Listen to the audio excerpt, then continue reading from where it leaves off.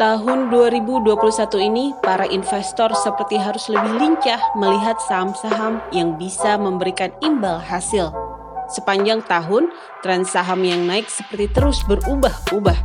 Apakah kondisi ini akan menjadi cermin yang terjadi di 2022 mendatang? Apakah masih boleh berharap ada gelombang naik dari window dressing dan January effect? Berikut analisis dari Edward Suryajaya, Senior Investment Analyst Infovesta.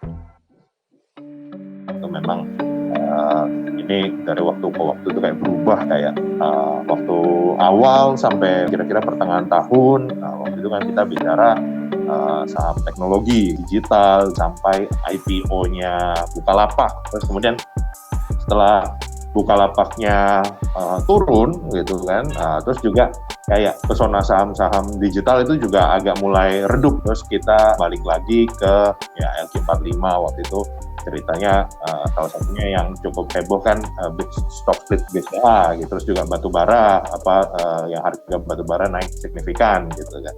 Nah itu kita kayak balik lagi ke blue chip. Terus kalau saya pribadi melihat agak semakin ke belakang sini memang kemudian agak mix nih di satu sisi kemarin harga batubara rebound, sahamnya juga sempat rebound gitu kan. Terus kemudian kalau yang dalam minggu-minggu ini kita lihat bank digital manggung lagi kayak Bank Jago, kayak Bank Neocommerce itu kemarin harganya naik-naik lagi. Menurut saya karena pasar ini kan bergerak ini banyak dipengaruhi oleh sentimen juga gitu kan ya. Nah, jadi memang cepat sekali pindahnya di mana yang ada berita bagus atau ada isu bagus atau ada sentimen bagus, investor pindah ke sana. Nah, di mana kalau isunya pindah gitu kan yang gerak juga pindah gitu. Nah, jadi memang saya lihat investor tuh memang secara umum itu agak lebih sering pindah-pindah gitu. Jadi kalau dibilang nih sektor mana yang bakal menggerakkan gitu, ya tergantung berita bagusnya munculnya di sektor apa gitu. Jadi memang agak lebih susah untuk istilahnya ngomong nih movernya ini yang ini gitu karena ganti-ganti gitu.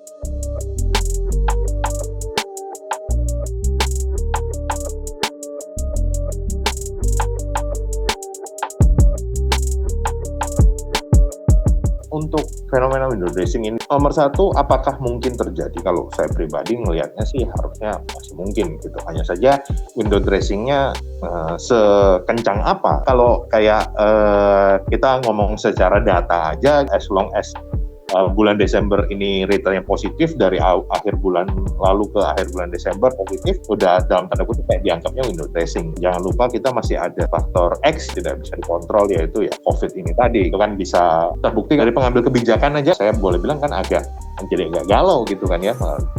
Pertama sempat nih akhir minggu terakhir mau diketatin, sekarang jadi longgar lagi gitu kan. Nah jadi ini kan istilahnya faktor yang sangat sulit diprediksi sehingga kalau misalnya berharap ini window dressing-nya sesuatu yang kencang, sesuatu yang bombastis, kalau dari kami sih nggak melihatnya seperti itu sih.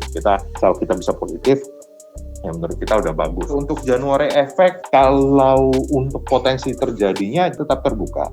Nah, hanya saja nomor satu marketnya sendiri harapannya akhir tahun ini bisa ditutup dengan optimisme. Yang nomor dua terkait COVID gitu ya, Omicron khususnya mungkin untuk yang sekarang lagi ngetren gitu, itu juga bisa tidak bikin sentimen negatif lah gitu. Nah kalau misalnya dua hal itu bisa terpenuhi, kalau dari kita melihatnya sih seharusnya potensi untuk January effect jadi bagus itu juga oke sih.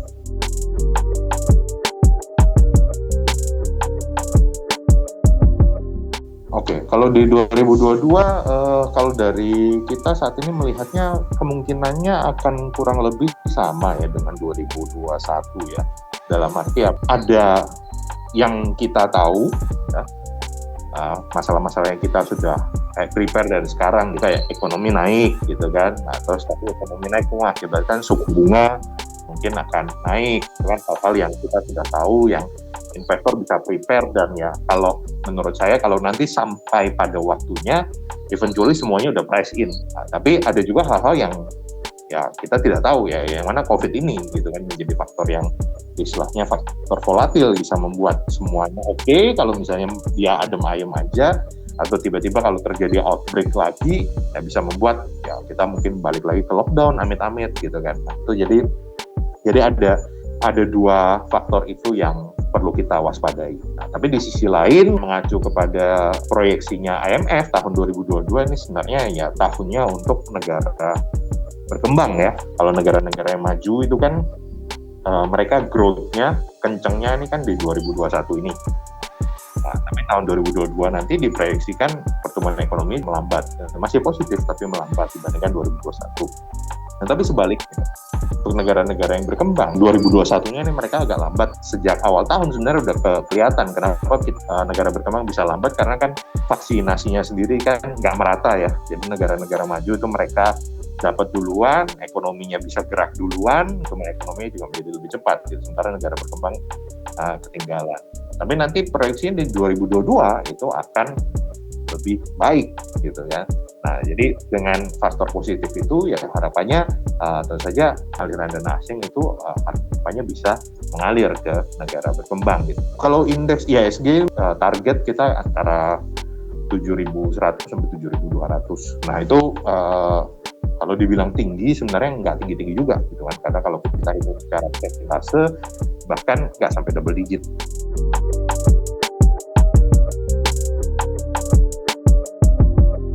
Untuk sektor kita selalu suka dengan banking, meskipun ya tadi suku bunga naik biasanya banking juga jadi lebih berat gitu. Tapi kita melihat sektor perbankan so far itu sebagai salah satu sektor yang ya, cukup resilient gitu. Paling tidak dari sisi emitennya udah menghadapi COVID dan lain-lain ya mereka tertatih-tatih gitu. Tapi juga istilahnya labanya juga baliknya lumayan cepat menurut kita gitu. Jadi kita melihat banking itu sebagai salah satu sektor yang resilient dan menarik. Kalau ditanya banking lama, banking baru, jujur aja dua-duanya kita suka sih. Ya. Cuman memang challenge-nya kan berbeda. Gitu kan. Kalau banking lama, challenge-nya mungkin di aspek kreditnya. Kalau tiba-tiba ada COVID lagi, ada lockdown lagi, ya gitu kan. Itu kan kita balik kayak cerita tahun 2020 ini kan, yang mana itu kan kemudian ya itu selalu jadi faktor resiko di sana.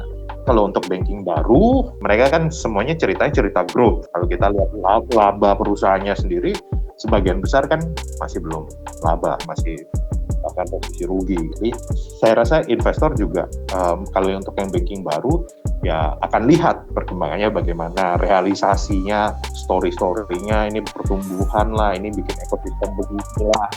Nah itu seberapa cepat tercermin ke dalam angka-angka. Karena kalau kebanyakan cerita, angkanya nggak menunjukkan apa-apa, kecuali investor akan tinggalkan. Tapi tahun depan ya ada beberapa IPO banking yang mungkin menarik ya, mungkin bisa bikin sektor ini juga lebih bergairah harapannya. Asalkan valuasi IPO-nya juga cuma wajar kayak saya BCA Digital, terus ada beberapa bank daerah juga itu rencana IPO. Kalau untuk sektor yang lain, sektor energi, ya kita sih masih punya ekspektasi positif juga di sini.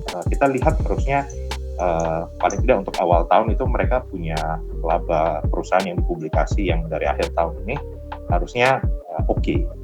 Harga batu baranya sendiri itu kan bagus ya, meskipun sempat turun drastis setelah dari Tiongkok itu istilahnya ada action gitu ya, sehingga harga batu bara tertekan cukup tajam. Saya sih ngelihatnya tetap di harga yang sekarang aja itu labanya juga udah bagus. Samping juga yang kalau kita bicara yang sektor logam-logaman gitu kan ya, dengan inisiatif energi bersih dan yang lain-lain itu ya tetap akan menjadi perhatian saya rasa. Logam-logaman betul, kalau kita ngomong valuasi tahun 2 tahun terakhir ini kan naik gitu. Nah, tapi kalau saya sih ngelihatnya secara umum kebijakan kan itu kan juga diarahkan untuk ke sana. Terakhir saya sempat baca kayak tax amnesty misalnya. Itu kan kalau misalnya dana yang dilaporkan itu ternyata ditempatkan pada SBN atau pada investasi pada kayak sektor energi terbarukan kan tarik, ada kayak insentif gitulah itu kan satu. Terus kedua kayak carbon tax gitu kan. Nah, jadi kita lihat bahwa memang ngarahnya itu ke sana.